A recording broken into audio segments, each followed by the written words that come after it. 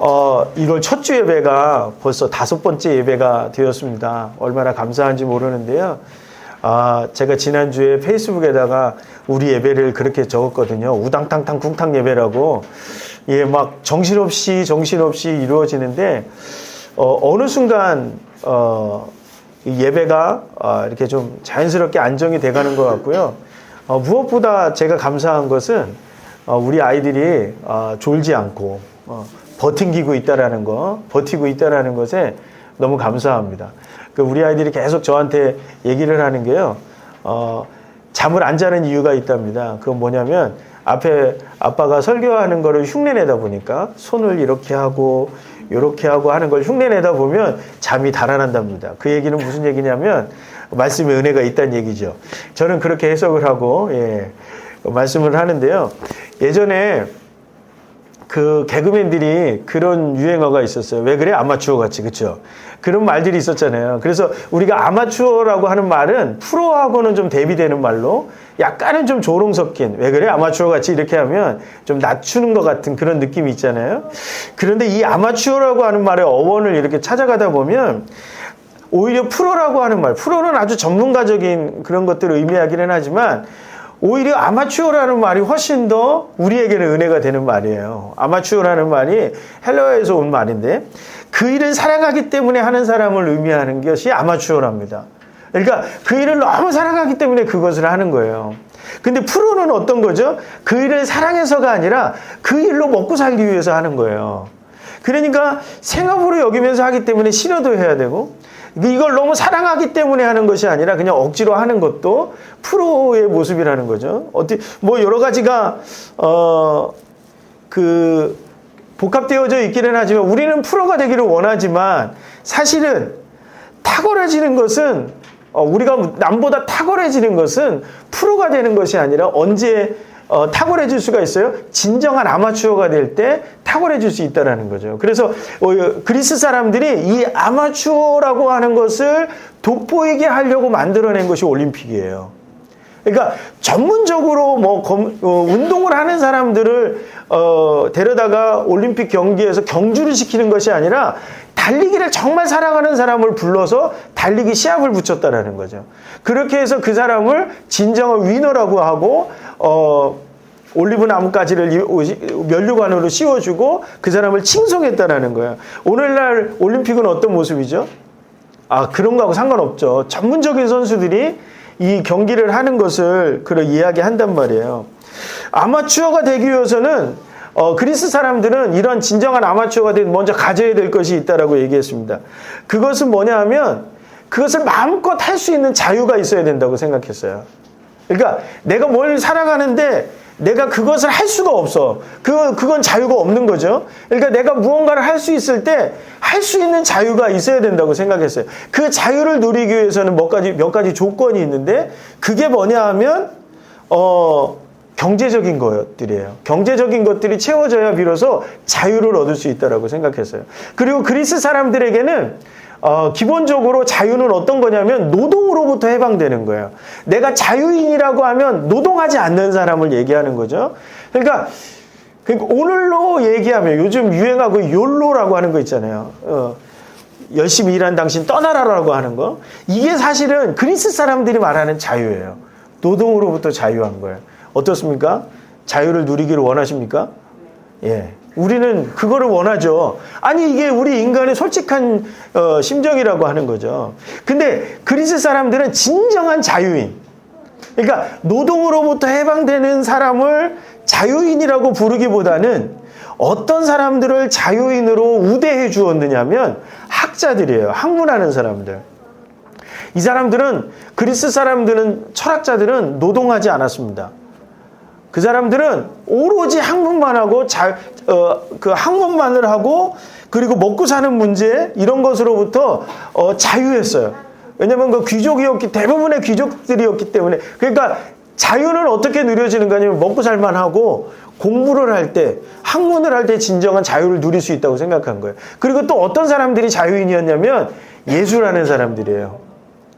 그림을 그리고 음악을 하는 이러한 예술가들을 뭐라고 얘기했느냐면 자유인이라고 얘기했고, 이런 예술과 문명의 결과가 뭐라고 먹냐면 자유의 결과라고 얘기한 거예요. 그런데 여기에서 우리가 한 가지 자유의 조건이 있잖아요. 어떤 조건이에요? 물질적인 것이 채워져야 돼요. 그리고 학문적인 것이 채워져야 돼요. 그러다 보니까 어떻게 해요? 자유의 등급이 있는 거예요. 인간에게 조건이 씌워지는 거예요. 자유를 얻으려면 반드시 돈이 있어야 되는 거예요. 그러니까 오늘날 그리스 이런 세계관을 가지고 있는 사람들에게는 어떻게 악착같이 돈을 번다고. 왜? 자유를 누리기 위해서. 그러니까 인간이 어떻게 만들어져요? 등급이 만들어져요. 어떤 것에 의한 등급이에요? 돈에 의한 등급이 만들어지죠. 그리고 자유도 어떻게 돈이 있어야 자유를 누리는 것이 돼버리는 거예요. 그러니까 인간이 무엇에 의해서 등급이 매겨져요? 사는 정도에 따라 등급이 매겨질 수밖에 없는 거예요. 이게 우리가 가지고 있는, 그러면 기독교에서 말하는 자유는 도대체 뭘까? 기독교에서 말하는 자유는 이 돈과 상관이 없는 거죠. 근데 오늘 갈라디아에서는 굉장히 좀 어려운 책이에요. 왜 어렵냐면 일이 어려운 얘기를 하고 있거든요. 자유가 뭐냐 막 이런 얘기 하거든요. 그러니까 성경 읽기가 어렵죠. 도대체 자유가 뭐야? 자유는 도대체 뭔지에 대해서 막 얘기하고 있는데 사실 우리는 그거를 설교로 듣기도 어렵죠. 이 설교 준비하는데 굉장히 어려웠어요. 내가 왜 이 주제를 가지고 설교를 하지? 막 이런 거. 어제도 태강이한테 계속 얘기했는데 내가 왜 이 주제를 갖고 설교를 해야 되지? 안 했나요? 예. 그러한 어떤 그 고민이 저 혼자 있는 거예요. 그런데요, 인간이 인간다워지는 것은 어떤 거냐면 성경에서 말하는 인간이 인간다워지는 거. 그리스 사람들도 자유를 얻는 거라고 했는데 성경에서도 자유를 얻는 게 인간이 인간다워지는 거라고 얘기해요. 근데 오늘 바울은요, 이 유대 사람들과 유대인들과 생각하는 차원이 좀 달랐어요. 유대인들은 진정한 자유를 누리는 것에 대해서 별로 중요하게 여기지 않았습니다. 이 유대인들은 어떤 것이 중요하냐면 하나님 앞에 나아갈 때 율법을 지키는 것만이 중요했어요. 율법을 지키는 사람만 자유를 얻을 수 있어요. 어떤 자유? 하나님 앞에 나아갈 수 있는 자유예요. 우리는 그냥 문 열고 들어오면 하나님 만날 수 있고 예배할 수 있다라고 생각했지만 유대 사람들, 이스라엘 사람들에게 자유는 어떤 거예요? 율법을 완벽하게 지키는 사람이에요. 그러니까 율법을 완벽하게 지키지 못하니까 어떤 것으로 해줘야 돼요? 제사를 드릴 때 어떤 제물을 드릴까를 가지고 고민한단 말이에요. 우리도 그런 고민을 한다라고 하면 우리는 뭐 어떤 자유가 없는 거예요? 하나님을 만날 때 우리도 조건이 붙는 거예요. 어떤 조건이에요? 내가 어떤 제물을 드릴까? 어떻게 하면 내 죄가 조금 경감되어질까? 그러면 하나님을 만날 수 있다라고 생각한다는 거죠. 예전에 저희 아버지가 교회 안 나오실 때 그런 얘기를 지나가면서 하셨어요. 교회 안 나오시려고. 죄가 너무 많아서 내가 하나님 앞에 못 간다고. 그런 사람들 굉장히 많습니다. 죄가 너무 많아서. 그러면 이 모든 인간은요, 하나님 앞에 나갈 수 없어요. 하나님 앞에 나갈 수 있는 자유가 이미 상실되어져서 회복이 안 되는 거예요.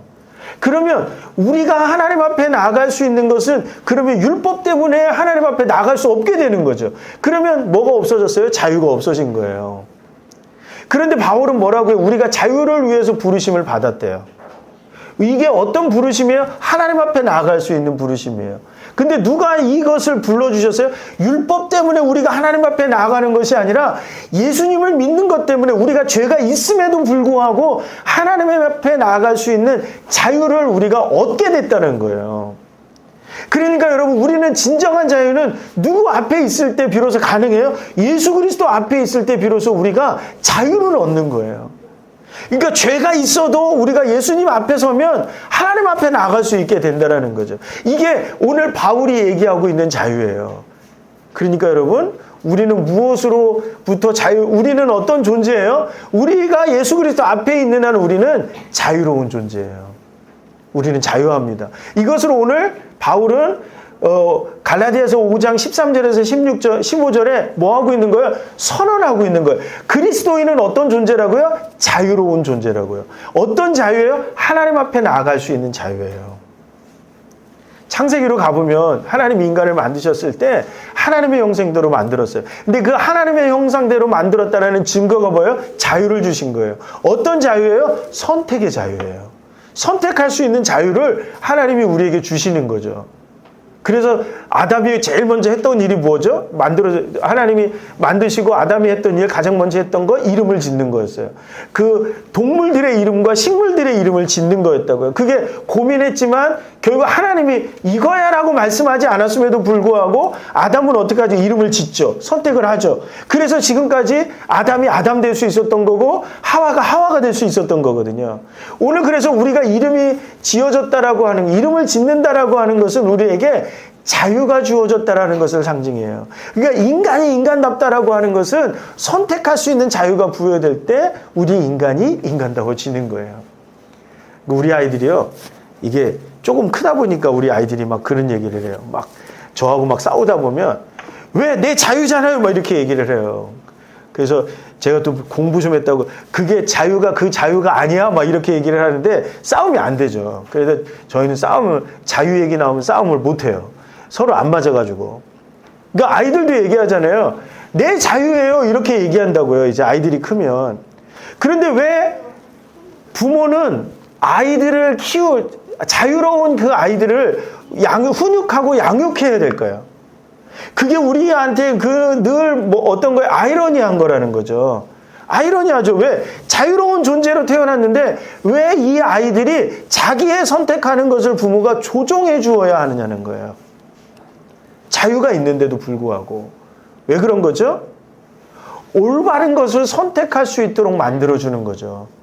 그러니까 우리에게는 모두 자유가 있는데 그 자유를 얻는 것 자체가 중요한 것이 아니라, 자유를 누리는 것 자체가 중요한 것이 아니라 그 자유로 무엇을 선택하느냐라고 하는 것이 더 중요하다는 거죠. 그래서 우리로 하여금 우리가 어떤 거예요? 올바른 것, 의로운 것, 아름다운 것을 선택할 수 있도록 인도해 주는 것이 누구의 사명이에요? 부모의 사명이고 선생님의 사명인 거예요. 그래서 아이들이 어렸을 때부터 이렇게 양육되어진 아이들과 그런 양육을 받지 못한 아이들이 하는 선택이 달라지더라는 거죠. 여러분, 그런데 우리가 어떤 것을 선택할 때 우리에게는 우리를 가로막는 것이 있어요. 선택을 가로막는 게. 그게 첫 번째 어떤 거냐면 죄라는 거예요. 근데 우리가 예수 그리스도 앞에 오면 무엇으로부터 자유해요? 죄로부터 자유합니다. 우리는 죄로부터 자유합니다. 왜 그럴까요? 여러분들, 죄라고 하는 것은요, 하나님과 인간을 가로막고 있는 거거든요. 근데 그 죄라고 하는 것이 도대체 뭐냐는 거죠. 여러분, 우리가 하나님으로부터 멀어지는 것, 하나님으로부터 가까이 가지 못하게 하는 것이 죄인데, 그 죄라고 하는 것이 창세기에서 보면 이기적인 것으로 등장해요. 하나님이 원하시는 것들을 아름답게 디자인하고 만들어가는 것을 하는 것이 아니라 그 이기적이고 내가 내 중심으로 살아가고 있는 그것들을 죄로 표현한단 말이에요. 그렇게 죄가 낳는 결과가 어떤 거예요? 사망을 낳는다고요. 가인이 어떻게 하죠? 하나님이 아벨을 칭찬해주고 자기를 칭찬해주지 않았을 때 분노가 일어나요. 분노가 일어나니까 결국 어떻게 되죠? 사람을 죽이더라는 거예요. 그래서 야고보서는 얘기합니다. 욕심이 잉태한 즉 죄를 낳고 죄가 장성한 즉 사망을 낳는다라고 얘기합니다. 죄는 우리를 하여금 어디로 안내해요? 사망으로 안내하는 거예요. 우리를 죽음으로 나가게 하는 것이 바로 죄라고 하는 것으로 표현된다라고 하는 거죠. 그러니까 죄가 나를 올가매고 있는 한 언제나 나를 죽일 수밖에 없어요. 죄가 나를 올가매고 있는 한, 그렇잖아요. 예전에요, 제가 신학교 다닐 때 저희 같이 자취했던 형님이 어느 날 갑자기 옛날에 막 귀신 들렸다고 막 이랬거든요. 뭔가 좀 이상해져서 돌아왔어요. 막 갑자기 영안이 열렸는지 막 갑자기 뭐 옳은 소리를 하기 시작하는 거예요. 근데 약간 좀 이상해요. 저는 영이 바뀌고 귀신 들렸다라고 그렇게 보는데요. 근데 그분 기도해 주겠다고 담임 목사님이 오셨어요. 교육전사로 있었는데. 근데 참 놀라운 거는요, 그 형이 그 목사님의 비리를 다 얘기하는 거예요. 뭘 잘못했고 뭘 잘못했고. 그러니까 그 목사님이 그걸 쫓아내야 되는데 그것 때문에 기도를 못 해주고 도망갔어요. 그 정도로 우리는요, 우리가 갖고 있는 죄에 대한 죄의식을 가지고 있다고요. 근데 여러분, 우리가 하나님 앞에 서는 순간에 그 죄의식이, 예수 그리스도 앞에 서는 순간에 그 죄의식이 죄의식으로부터 우리가 자유해진다고요. 왜요? 예수 그리스도의 십자가가 우리에게 뭐라고 계속해서 말씀해 주셔요? 내가 너의 죄를 어떻게 하겠다고요? 사했노라고 말씀하시는 거예요. 그러니까 우리가 기도하면 기도할수록 우리의 말씀을 읽으면 읽을수록 우리의 죄가 자꾸 드러나요. 그런데 우리가 예수 그리스도 앞으로 가면 갈수록 우리는 무엇을 느껴요? 우리 죄를 예수님이 십자가를 통해서 우리를 구원해 주셨다는 것을 알게 돼요. 그러니까 기쁨을 누려요. 그러니까 이제는 어떻게 할 수 있어요? 나 스스로 뭔가를 선택할 수 있어요. 죄 때문에 위축되어 있던 우리가, 연약함으로 위축되어 있던 우리가 스스로 선택할 수 있다는 거죠. 그랬을 때 뭐예요? 내가 바뀌더라는 거예요. 죄로부터 자유해졌더니 내가 온전히 다른 사람으로 변화될 수 있다는 거죠. 누가복음 15장에 보면 삭개오의 이야기가 있습니다. 삭개오는 키가 큽니까? 작습니까? 키가 큽니까? 작습니까? 작죠. 예. 어려운 거를 물어보면 답이 안 오기 때문에, 예. 삭개오는 키가 작죠. 그러다 보니까 어떻게 되죠? 조롱을 당하고 조롱을 당한단 말이에요. 조롱을 당하다 보니까 이 사람이 점점 위축되어지죠. 위축되어지다 보니까 어떤 것에 손을 대기 시작했어요? 자기가 거둔 세금을 더 걷어서 착취하기 시작했단 말이에요. 바꿀 수 있어요? 아무도 이 사람을 바꾸지 않아요. 변화되지 않아요. 죄 가운데 있는 이 삭개오는 변화되지 않는다고요.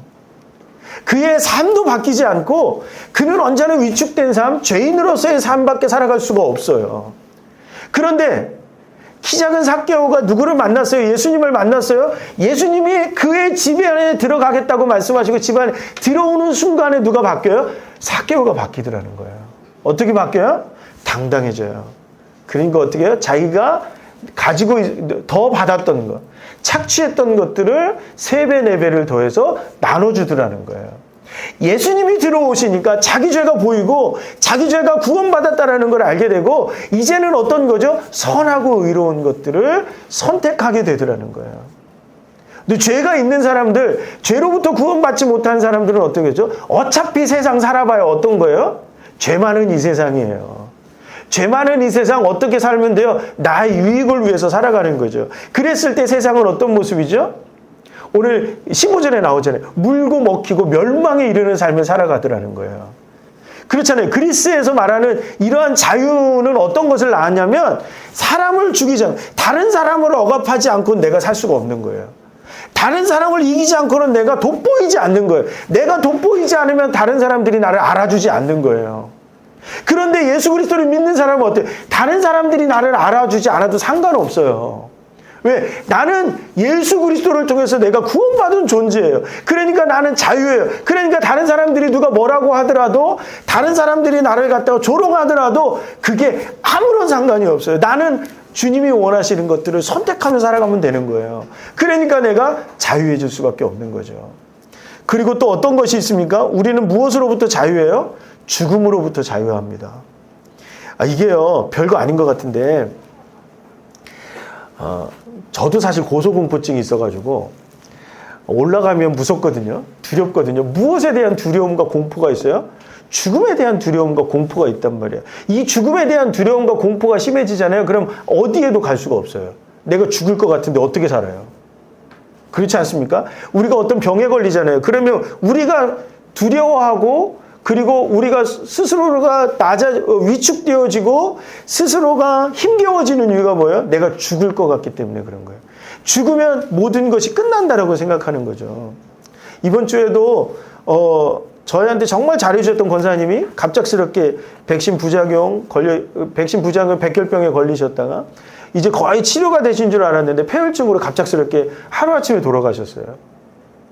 여러분 어떻죠? 그 죽음을 목격한 사람들이 많은 사람들이 얘기하죠. 왜 저 사람이 죽어야 돼? 그러면서 그것 때문에 답답해하고 한탄한단 말이에요. 죽음에 대한 두려움이 있단 말이에요. 그런데 그 아들이 그 발인식 때 어제가 발인식이었는데 편지를 쓰면서 이렇게 얘기합니다. 어머니가 보여주셨던 그 삶의 모습을 저도 이제 따라가려고 합니다. 어머니 이제 하늘나라에서 제가 어머님을 만나겠습니다. 이렇게 편지를 써서 고백하는 거예요. 뭐가 있어요? 우리는 죽어도 죽은 게 아니란 말이에요. 죽어도 우리가 예수 그리스도 앞에 있는 한 부활하신 예수 그리스도와 승천하신 예수 그리스도와 우리가 함께 살아간다라고 하는 믿음이 우리 안에 있단 말이에요. 그러니까 어떻게 해요? 죽음도 우리를 함부로 하지 못하는 거예요. 그러니까 죽음도 우리를 올가매지 못하는 거죠. 우리는 죽음을 이길 수 있어요. 그러니까 우리가 자유로운 거예요. 어떤 병에 걸린다고 할지라도, 어떤 위험에 놓인다 할지라도 우리는 어떻게 해요? 자유할 수 있는 거예요. 그러면 두렵잖아요. 죽음 앞에 우리가 두렵기 때문에 우리가 어떻게 가는 거죠? 예수 그리스도 앞에 와야 비로소 어떻게 돼요? 자유를 얻을 수 있는 거예요. 어떤 질병에 걸리더라도 찬양하고 감사할 수 있는 거죠. 왜 초대교회 순교자들이 그렇게 죽을 수 있어요? 죽음 너머에 뭐가 있어요? 하나님의 나라가 있는 거예요. 여러분 믿으시기 바랍니다. 죽음 너머에 하나님의 나라가 있어요. 영원한 하나님의 나라. 우리의 삶은 여기에서 끝나지 않는 거예요. 그러니까 여러분 자유해요. 우리는 죽음으로부터 자유해요. 그러니까 우리는 못할 것이 없는 거예요. 그래서 이 세상에서 가장 독한 사람들이 어떤 인종이냐면 그리스도인이에요. 왜? 이 사람은 때려 죽여도 이 사람들은 포기하지 않아요. 때려 죽어도 아름답고 선한 것, 의로운 것을 선택해요. 그러니까 어떻게 해요? 이 사람들이 두려울 수밖에 없는 거예요. 일본이 그랬습니다. 일본이 그랬고 의를 향해서 부르짖는 그리스도인들을 두려워했던 수많은 사람들, 로마의 황제들이 그랬고 수많은 사람들이 두려워했다고요. 그게 자유예요. 어떤 죽음 앞에서도 선한 것을 선택할 수 있는 것. 근데 그것이 오늘 우리 안에 자유가 우리 안에 있고 예수 그리스도 앞에서 우리가 자유하다라는 거죠. 마지막으로요. 우리는 무엇으로부터 자유해요? 두려움으로부터 자유해요. 어디에 있으면 예수 그리스도 앞에 있으면 우리는 두려움으로부터 자유롭다고요. 여러분 사실은 우리 일상에서 우리를 가장 올가매고 있는 게 뭐죠? 이 두려움이에요. 상황이 너무 어렵거든요. 경제적인 궁핍을 경험해 본 사람은 알아요. 저는 그것을 너무 뼈저리게 느꼈기 때문에 그 두려움이 얼마나 우리를 위축시키고 아무것도 할 수 없게 만드는지를 안다고요. 그 상황 속에서 예수 그리스도를 바라본다라고 하는 것 자체가 우리를 자유롭게 만든다는 거예요. 그 증거가 어디냐면 다윗과 골리앗의 사건 가운데 있습니다. 골리앗이 어떤 사람이에요? 여러분 골리앗은 그 누구도 싸움판에서 골리앗을 이기겠다고 달려드는 사람이 없었다고요. 왜? 지는 거거든요. 골리앗과 싸우면 1대1로 싸우면 무조건 지는 거예요. 그러니까 아무도 나가지 않고 사울의 아들 가장 용맹한 왕자였던 요나단도 못 나가는 거죠. 뭐가 보여요? 전쟁의 신이라 불리웠던 골리앗과 그가 들고 있는 창검이 보이는 거죠. 그러니까 골리앗에 감히 나갈 수가 없는 거예요. 그런데 다윗은요, 나가잖아요. 골리앗이 조롱하는 하나님을 조롱하고 사울왕 임금을 조롱하는 그 소리에 분노해갖고 나간단 말이에요. 사람들은 다 그랬어요. 이제 20살 정도밖에 안 된 저 녀석이 죽으러 나갔네? 이렇게 얘기했을 거 아니에요. 그렇게 생각했을 거 아니에요. 그런데 다윗은 나간다고요. 왜요? 골리앗이 보이는 게 아니에요. 누가 보여요? 골리앗 너머에서 이 상황을 통제하시고 주관하시는 그 하나님이 보이는 거예요. 그 하나님이 보이니까 뭐예요? 두려움을 이겨내니까 자유로운 거예요. 그리고 뭐가 가죠? 자기가 제일 잘하는 거. 물맷돌 갖고 가가지고 돌려버려갖고 확 집어 던지니까 이게 어떤 거죠? 두려움이 있으면 못하죠. 내가 하고 싶어도 못하는 거죠. 근데 물맷돌 갖다 집어 던지잖아요. 근데 죽잖아요. 누가 주관하시는 거예요? 하나님이 주관하시는 거예요. 그걸 믿으니까 그 믿음 안에서 뭐예요? 자유가 생겨요. 그러니까 그리스도인들은 어때요? 두려움을 이기는 자유가 있으니까 그리스도인들은 어떤 상황 가운데서도 당당해요. 어떤 상황 가운데서 뭐가 있어요? 용기가 있어요. 누구를 믿는 거예요? 살아계신 하나님을 믿는 거예요. 여러분, 오늘 우리에게는 하나님이 예수 그리스도 안에서 죄를 이길 수 있고 죽음을 이길 수 있고 두려움을 이길 수 있는 자유를 우리에게 주셨다고요. 그러면 이제 우리는 어떻게 하는 거죠? 우리에게 주어진 그 자유를 가지고 선택하는 거예요. 어떤 선택을 하죠? 갈라디아서 5장 그 하반절에 쭉 내려가면 6장으로 넘어가면 육체의 일과 성령의 열매 두 가지 중에 하나를 우리는 선택하게 되어져 있어요. 근데 어떤 것을 선택하라고요? 사랑과 희락과 온유와 기쁨과 이 절제와 이 성령의 9가지 열매를 선택할 수 있어야 된다고 얘기해요. 아름다움을 선택할 수 있어야 된다고 얘기하는 거죠. 우리가 자유를 잃어버린 순간에 우리는 그것을 선택하지 않을 거예요. 우리의 이기적인 것들을 선택하게 될 거예요. 선택은 누가 하는 거예요? 남이 시켜서 하는 게 아니에요. 우리의 자유는요, 남이 이거 해야 돼 라고 해서 하는 게 아니란 말이에요. 우리 아이들이 지금은 이걸 해야 되고 우리가 가르치지만 어느 정도 이 아이들이 자라면 아이들 스스로 할 수 있도록 만들어줘야 돼요. 무엇을 할 수 있도록 만들어주죠? 하나님이 원하시는 아름다운 것을 선택할 수 있도록, 선하고 옳은 것, 착한 것을 선택할 수 있는 스스로의 눈을 열어줘야 된다고요. 오늘 우리도 마찬가지라는, 남이 시켜서 하는 것은 하면 안 돼요. 제가 이 감사 헌금을 하나로 뭉치겠다라고 하나로 하겠다라고 하는 이유가 바로 여기에 있어요. 오늘 우리의 헌금이 율법적인 것에 의해서 헌금하는 것이 아니라 우리 자유에 의해서 스스로 하나님 앞에 서면서 감사하면서 드리는 예물일 때 하나님이 기뻐하시는 거지. 하나님이 원하는 건 어떤 거예요? 우리가 자유로 하나님 앞에 나오는 거예요. 억압해가지고 야 나와야 돼, 안 그러면 너 벌받아 해가지고 나오는 게 아니란 말이에요. 하나님이 원하는 그것을 우리가 채워나갈 때 비로소 하나님이 기뻐하는 모습으로 하나님이 원하는 일들을, 하나님의 역사를 만날 수 있다는 거죠. 기독교가 왜 공산주의를 싫어하는지 아십니까? 이 공산주의는 착한 것을 하는데 어떻게 해요? 강압적으로 해요. 이 나눠주는데 어떻게 해요? 강제로 나눠주는 거예요. 있는 것을 빼앗아갖고 막 나눠주는 거예요. 그런데 기독교는 어떤 거죠? 그것은 불의한 거예요. 남의 것을 빼앗는 것은 불의한 거예요. 우리는 어떤 거죠? 스스로 나눠줄 수 있어야 돼요. 그러니까 어떻게 해요? 기독교가 공산주의를 싫어할 수밖에 없는 거죠. 불의를 가르치잖아요. 불의하게 만들어버리잖아요. 강제로 되어지는 것은 하나님이 원하는 것이 아니에요. 예배도 강제로 드려지는 예배는 하나님이 원하는 예배가 아니에요. 우리가 가지고 있는 자유로, 우리는 자유하기 때문에 하나님을 사랑하는 것이어야 되고, 우리가 자유하기 때문에 그 자유로 이웃을 사랑하는 것이어야 된다는 거죠. 옛날에 보면 누구를 도웁시다 하면 강제로 돕는 경우가 있었어요. 하나님이 별로 기뻐하지 않으십니다. 스스로 하나님 앞에, 자유로 하나님 앞에 나아갈 때 비로소 하나님이 기뻐 받으시는 것들로 나갈 수 있다는 거죠. 우리 체험교회 성도들 한 사람 한 사람이 자유인이라는 사실을 여러분들 믿으시기 바랍니다. 우리는 예수 그리스도 앞에서 뭐를 가지고 있어요? 자유를 가지고 있어요. 우리는 자유합니다. 그러면 이제 우리는 선택해야 돼요. 어떤 것을 선택해요? 아름다움을 선택해야 돼요. 어떤 것을 선택해야 돼요? 의로운 것을 선택해야 돼요. 여러분, 우리가 아이들을 양육할 때 끝까지 놓지 말아야 되는 거 어떤 거예요? 선하고 옳은 것을 선택할 수 있도록 길을 가르쳐 주는 것이 부모된 의미고, 그리고 선생으로서의 의무예요. 오늘 우리의 모습이 하나님 보시기 아름다운 모습으로 나아갈 수 있기를 간절히 소망합니다.